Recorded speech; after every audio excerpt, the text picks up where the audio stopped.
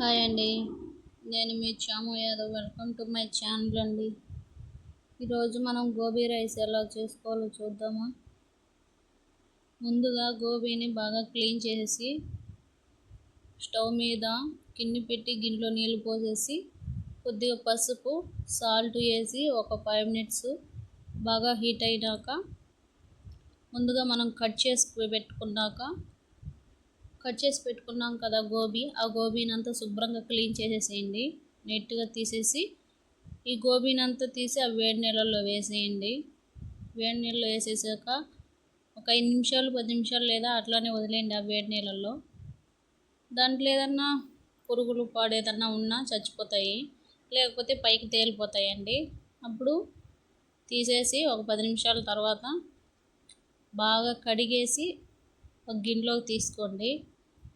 ఒక గిన్నెలోకి తీసుకున్నాక అందులోకి పసుపు కొద్దిగా, కారం, ఉప్పు, కార్న్ఫ్లోరు, మళ్ళీ ఏమంటే ఇవి కలర్ అనే దాన్ని అలానే వేసుకోకండి. అలానే వేసుకున్నారనుకోండి ఒక్కొక్క గోబీకి ఒక్కొక్క రకంగా పట్టుకునేస్తుంది, ఒకే దగ్గర ఉండిపోతుంది. ఇలా కలరు నీళ్ళల్లో వేసి బాగా కలయి పెట్టేసినాక వేసారనుకోండి మొత్తం అంతటికి పడుతుంది, బాగొస్తుంది. అలా కలర్ వాటర్ వేసుకొని బాగా కలపండి. దీంట్లోకి పసుపు, కారం, సాల్ట్, అల్లం వెల్లుల్లిపాయ పేస్టు, తర్వాత కార్న్ఫ్లోరు, తర్వాత కలర్ నీళ్ళు వేసుకొని కలిపి మీకు ఎంత వీలైతే అంతగా కలిపి పక్కన పెట్టుకోండి. ఎందుకంటే ఆ ముక్కలకన్నిటికీ మనం వేసిండే మసాలా అంతా బాగా పట్టేటట్టు కలిపి పక్కన పెట్టుకోండి. ఒక 5 మినిట్స్ కానీ 10 మినిట్స్ కానీ కలిపి పక్కన పెట్టేసుకోండి. కలిపి పక్కన పెట్టేసుకున్నాక ఇప్పుడు మనము ఆనియన్స్,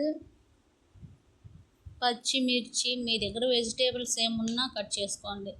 క్యాప్సికమ్ కానీ, క్యాబేజీ కానీ, క్యారెట్ కానీ ఏమున్నా కట్ చేసుకొని, అంటే గోబీ వేస్తున్నాం కాబట్టి కొంచెం తక్కువ వేసుకోండి వెజిటేబుల్స్ ఏమన్నా ఉంటే.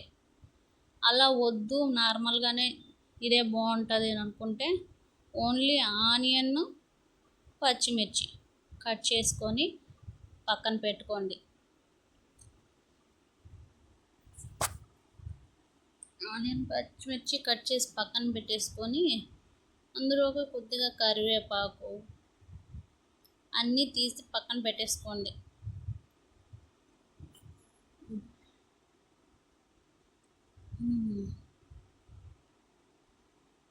పచ్చిమిర్చి మీ టేస్ట్ అండి, మీ టేస్ట్కి తగ్గట్టే మీరు కట్ చేసుకోండి. మీకు ఎన్ని కావాలంటే అన్ని. కారం ఉంటే ఎక్కువ వేయకండి, పచ్చిమిర్చి కారం ఉన్నాయో లేవో చూసుకొని వేసుకోండి. ఇప్పుడు స్టవ్ మీద బాండీ పెట్టి బాండీలో నూనె వేసి మనం కలిపి పెట్టుకున్నాం కదా ఈ గోబీ అంతా తీసి ఫ్రై చేయండి. కొద్దిసేపు లో ఫ్లేమ్లో పెట్టండి, కొద్దిసేపు హై ఫ్లేమ్లో పెట్టండి.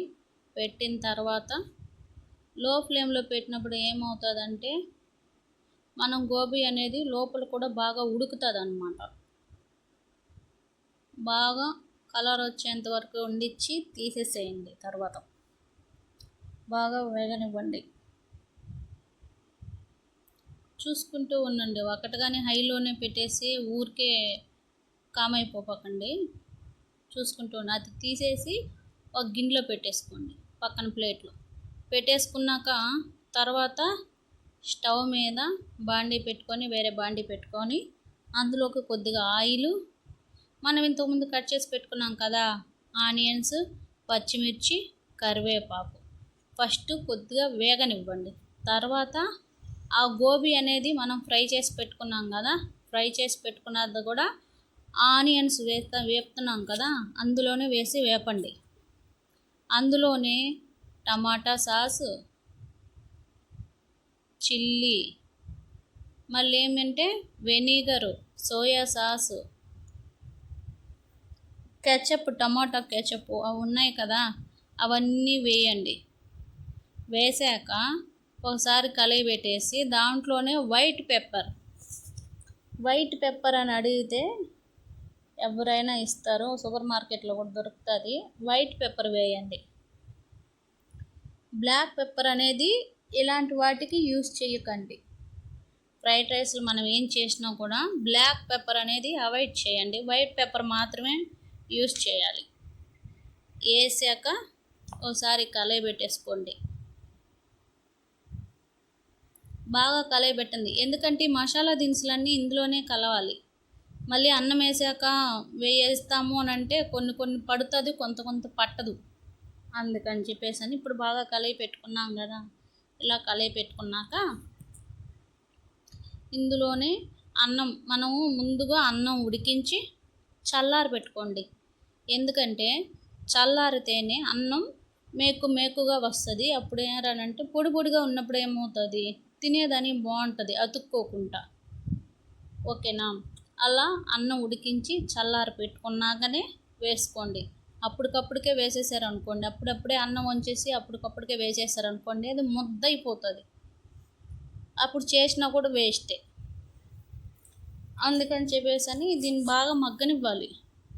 5 minutes మాత్రం ఖచ్చితంగా మగ్గనివ్వండి ఇది మాత్రము. ఎందుకంటే మనం వేసిండేది ఈ సాసులు ఇవన్నీ బాగా పట్టుకొనివ్వాలి వాటికి. ఇప్పుడు అన్నం వేయండి. నేను ఆల్రెడీ అన్నం వంచుకొని చల్లారి పెట్టేసి పక్కన పెట్టుకున్నానండి.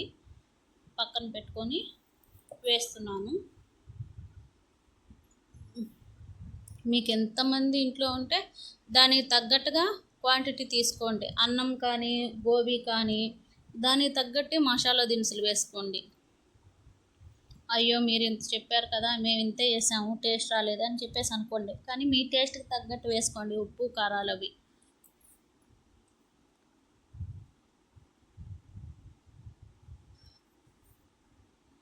అన్నం అంతా వేసేసుకున్నాక చూసుకోండి, నాది బాండి చిన్నదైపోయింది. వెడల్పుగా ఉంటే బాండి ఇంకా బాగా వచ్చి ఉంటుంది.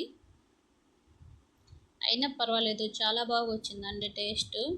ఇప్పుడు ఇందులోనే కారం, రుచికి తగ్గ కారం వేసుకోండి. మీకు ఎంత స్పైసీ కావాలంటే అంత స్పైసీ. సాల్ట్ కొద్దిగా, గోబీలో సాల్ట్ వేశారు కాబట్టి ఇందులో కొంచెం సాల్ట్ కొద్దిగా వేసుకోండి, తగ్గించి వేసుకోండి. ఎందుకంటే ఆల్రెడీ సాల్ట్ దాంట్లో ఉంది. సాసుల్లో కూడా అన్నిట్లో సాల్ట్ ఉంటుందండి, ప్రతి ఒక్క దాంట్లో సాల్ట్ ఉంటుంది. సో అందుకని చెప్పేసి కొద్దిగా తగ్గించే వేసుకోండి. వేసుకున్నాక కారం, సాల్ట్ అండ్ కొత్తిమీర వేసుకొని ఒకసారి కలియబెట్టేసుకోండి బాగా.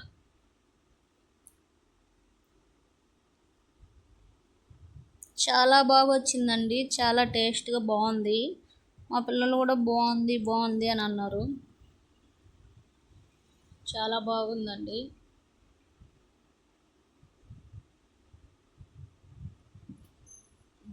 ట్రై చేయండి మీరు కూడా, ఎలాగా ఏంటి అని చెప్పేసి. ఇలా అయిపోయినాక సో ఫైనల్ అవుట్పుట్ ఇలా. ఓకేనా? అయిపోయింది. తర్వాత మనం కొత్తిమీర వేసుకొని దింపేసుకొని తినేయటమే. ఇప్పుడు ప్లేట్లో పెట్టేసుకొని ఆనియన్స్ 2, ఒక రైతా కూడా చేసుకుంటే చేసుకోవచ్చండి. దీంట్లో రైతా కూడా తినాలనుకునే వాళ్ళు, వేసుకోవాలనుకునే వాళ్ళు తినచ్చు. కానీ నేను రైతా చేయలే, నార్మల్గానే ఆనియన్స్ 2 పెట్టుకొని ప్లేట్లో పెట్టేసుకునేసింది, తినేసేయండి. అంతే, సో ఈజీ.